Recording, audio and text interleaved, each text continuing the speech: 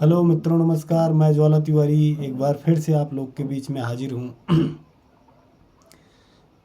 और आप लोगों को मेरा प्यार भरा नमस्कार। और आप लोगों के समर्थन के लिए आपको आत्मीय रूप से बहुत बहुत बधाई और बहुत बहुत आभार। मित्रों, जीवन के संदर्भ में मैंने शुरू से ही बहुत सारे वीडियोज़ आपके बीच में साझा किए हैं। मेरे विचार हो सकता है इन प्रमुख मुद्दों पर थोड़ा सूक्ष्म हो सकते हैं। हो सकता है आपकी आवश्यकताओं के अनुरूप मेरे विचार ना हों, उतने गंभीर विचार मैं ना प्रकट कर पा रहा हूँ। तो इसके लिए मैं हर समय कोशिश करता रहता हूँ कि आपको अधिक से अधिक संवेदनशील तरीके से आपके बीच में अपने विचारों को रखूँ, ताकि आप उसका लाभ भी उठा सकें। और मेरे विचार में अगर किसी भी प्रकार की त्रुटि रहे तो मुझे भी आप अवगत करा सकें। आज उसी के क्रम में मैंने एक नए वीडियो का प्रस्तुतिकरण आपके लिए किया है। इसका विषय जो है वो है कि पार्टनर या जीवन साथी को कैसे खुश रखें। मित्रों, हर व्यक्ति अपना जीवन और अपना विकास और अपनी व्यस्तता इसी के इर्द गिर्द ही घूम रहा है। जीवन के लिए विकास ज़रूरी है और विकास के साथ व्यस्तता अपने आप ही बढ़ जाती है, और व्यस्तता और विकास के बीच में जीवन अति महत्वपूर्ण है। जैसे जीवन के बहुत सारे पहलू ऐसे हैं कि हम उसमें अतिरेक करते हुए उन पक्षों को छोड़ देते हैं जो मेरे जीवन की वास्तविक शांति और खुशी के कारण होते हैं। जैसे हमने परिवार के बारे में अभी पिछले वीडियो में बताया, और बहुत सारे वीडियो उसके पहले भी मैं आप लोगों के लिए बना चुका हूँ, आप लोगों के बीच में साझा कर चुका हूँ।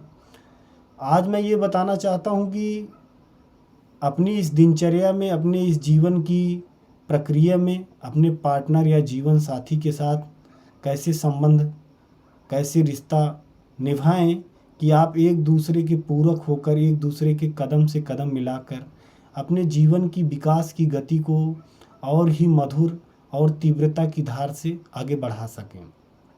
मित्रों, अगर आप किसी भी कार्य के लिए निकलते हैं तो आपका मानसिक रूप से तैयार होना बहुत ज़रूरी है। और मानसिक रूप से तैयार होने का जो प्रमुख साधन है वो व्यक्ति का परिवार है।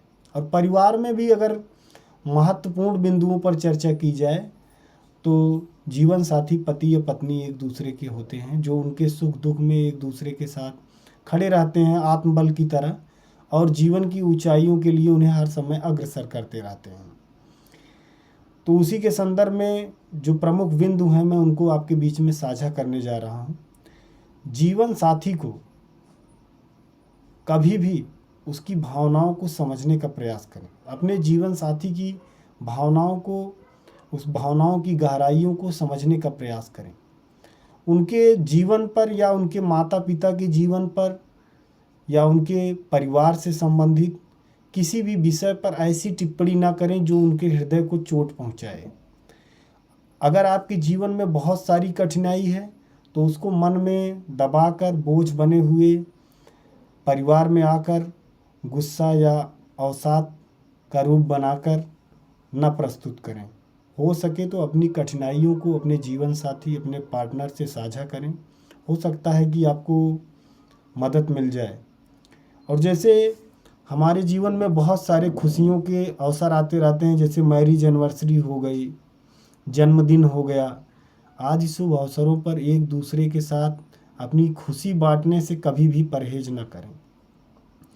और पति या पत्नी में, जीवन साथी के दोनों पक्षों में जिन मांगों को, जैसे अगर वो आपसे किसी तरीके की मांग कर रहे हैं कि हमको ये चीज़ चाहिए या हमको इस चीज़ की आवश्यकता, अगर ऐसी कोई मांग है जिसको पूरा करने में आप असमर्थ हैं, तो अपनी असमर्थता को विनम्रता से बताने की कोशिश करें और इस तरीके से अपनी असमर्थता को साझा करें ताकि उनका समर्थन आपको मिल सके। और किसी भी अन्य व्यक्ति की बात से आपस में टकराव करने से बचें, बल्कि टकराव की स्थिति पैदा होने वाले बिंदु का गहनता से निरीक्षण करें। हो सके तो उस मुद्दे पे बैठ के आपस में बातचीत करें। अपने जीवन साथी के साथ कभी किसी ऐसे स्थान पे जाएं जो पर्यटन क्षेत्र हो, तीर्थ क्षेत्र हो या घूमने का स्थान हो। वहाँ जाने से आपको ताजगी मिलेगी, आपको एक दूसरे से जुड़ने का अवसर मिलेगा और एक दूसरे को और समझने का आपको अवसर मिलेगा। किसी भी समस्या में एक दूसरे के साथ खड़े रहें।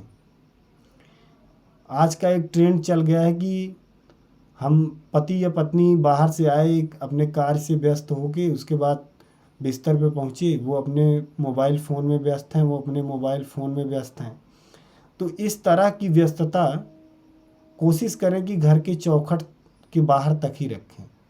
अपने बिस्तर पे पहुँच के एक दूसरे की दिनचर्या, एक दूसरे के दुख सुख, एक दूसरे से अपनी योजना, एक दूसरे से अपनी कठिनाई, इन सब विषयों पर बात करें और जीवन साथी की भावनाओं और ज़रूरतों का हर समय ख्याल रखें। अगर आपको किसी भी बात को लेके एक दूसरे के प्रति कोई कष्ट भी हो जाए, आपकी बातचीत भी बंद हो जाए, तो ऐसी स्थिति में एक संदेश या पत्र लिखकर अपनी भावनाओं का इजहार करें।